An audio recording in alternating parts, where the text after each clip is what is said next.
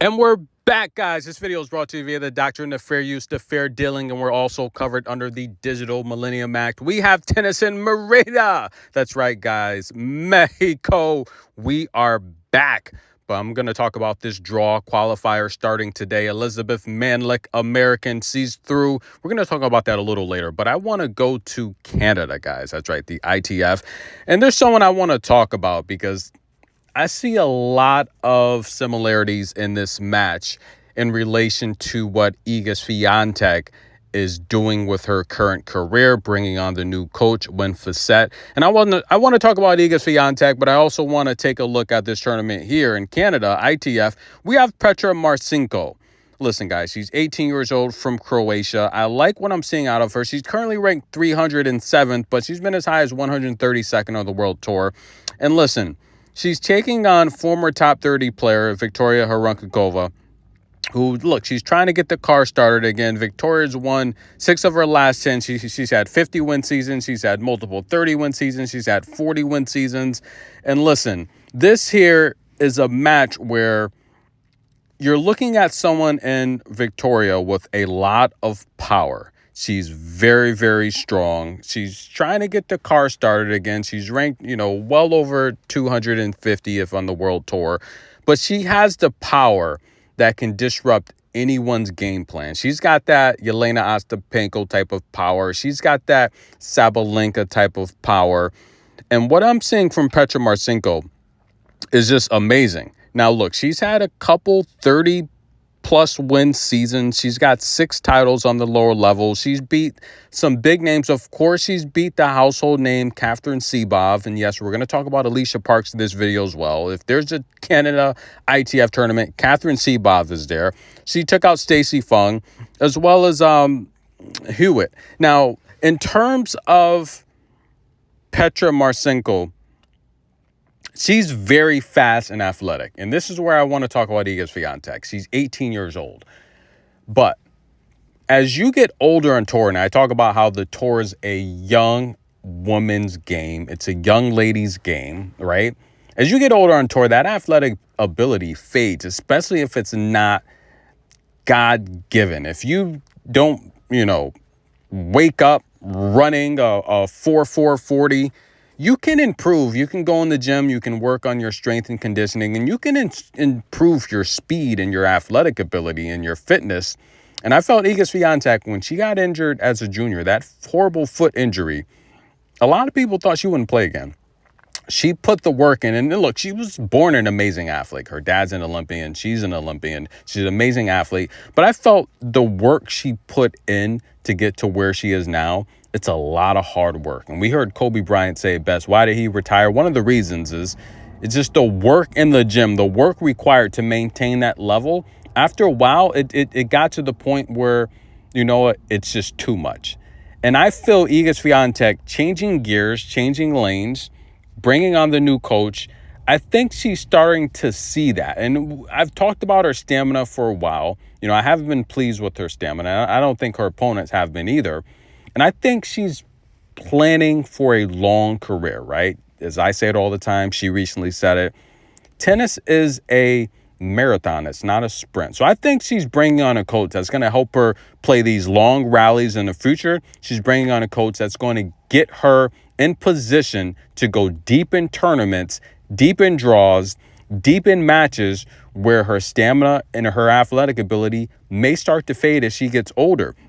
And the reason I say that is you take someone like Harankova, who she's trying to get back, but she doesn't have the athletic ability. But her power is going to keep her in a lot of matches. And that's why the ladies, as they get older on tour, if your power cannot transfer up with the longevity with your career, then you're going to have a problem with your athletic ability. Now, you take someone like Petra Marcinko, who's young, she's fast, athletic, and she's beating a lot of decent household names, especially on the lower level lately, all because of her athletic ability. And she's a pretty good shot maker too, by the way. But I just feel this is why Iga made the change in the coaching direction. Because look, she didn't have to make the change from Tomas. I don't think so. There was nothing wrong. 5 championships, still number 1, 125 consecutive weeks overall at number 1. she didn't need to do that coaching change. So this is a match here where it's just amazing to see how this young 18-year-old is playing well. Also, tennis in China, Guangzhou. That's right, Zhang Shui, ladies and gentlemen. We saw her argue with her coach, and we saw Bernarda Pera come through as the underdog. Both of those ladies eliminated, but I also want to take a look at a couple other ladies that have been eliminated. How about Katerina Siniakova? No, guys. Who's in IT? I'm not talking about Ekaterina Sinikov. I'm talking about Katerina Siniakova. Now, listen, Alycia Parks, we saw her battle with Katerina early in the week. Alycia Parks is now 24-27 on the year. She did make it to the round of 16 here, but before being eliminated by Katerina, who played a solid match. I do see a lot of positives with Alycia Parks. Look, she had the injuries. She hasn't been playing well because I just feel her schedule, she's all over the place. And being injured, it takes time to get a rhythm of a level of comfort, which she hasn't really had this year. I think and I hope to see Alycia Parks possibly get ready for France, some of those indoor tournaments where she normally does well. And I like to see her capture a couple titles before this year is over, leading into what looks like a qualifying round, or at least she'll have to at least get out of the first and second round of qualifiers if she's one of the top seeds to make the Australian Open draw. But it does look like, as Coco's playing the United Cup, it looks like Alycia Parks will have to head to France, get ready, win some of those indoor hard tournaments, get her peak level performance, get healthy, get ready for the Australian Open, where I think she should possibly qualify after losing. Katerina is also out, guys. The championship match here in China, it's going to feature Caroline Dohide and Olga Danlovic. And of course, guys, we all know Alycia Parks, that record serve at the U.S. Open, came against Olga Danlovic.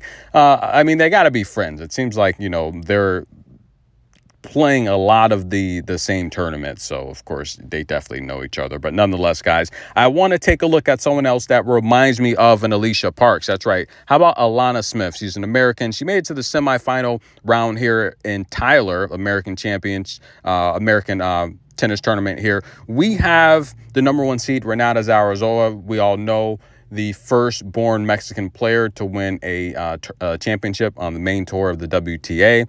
I mean, technically, it's 125, but still, listen, it's history. Now, coming off of a 63-win season, 40 wins this year, 6 titles, nearly 700 matches on her career, she is solid. We saw Alana Smith take the first set. And Alana, even though she's having a losing record on the year, she's beat some pretty big names lately. And I think she actually beat Harankakova, who we just saw taking on Petra Marcinko.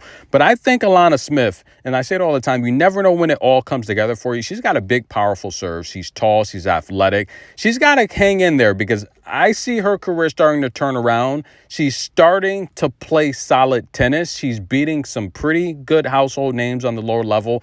If she keeps with it, she reminds me a lot of Alycia Parks. Her serve is just solid. It's big.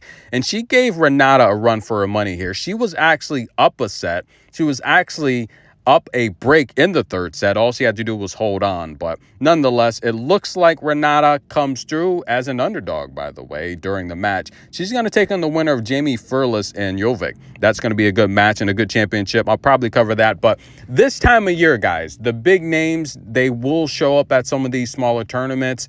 But look, a lot of times, I don't know if they're necessarily focused on these tournaments because you see a lot of upsets this time of year. The big names, they enter the tournaments, but then, you know, they're eliminated. So, and again, a lot of that has to do with these upcoming players. They're young, they're hungry, they want a chance. So I really like this time of year. I like to cover the 125s, the ITF matches, and the players that I think could possibly do something, as we do every year. You know, my top team prospect list, my top American prospect list.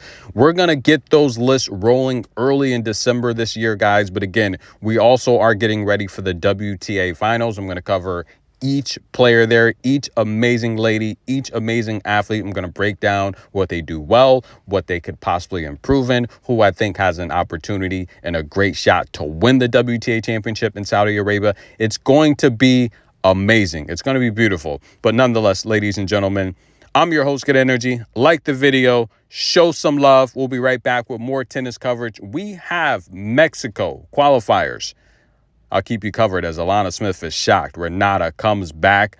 Yes, she was down a set. She was down a break, and she came back and pulled it off. The #1 seed is in the championship match here. Tennis in a minute. We'll be back.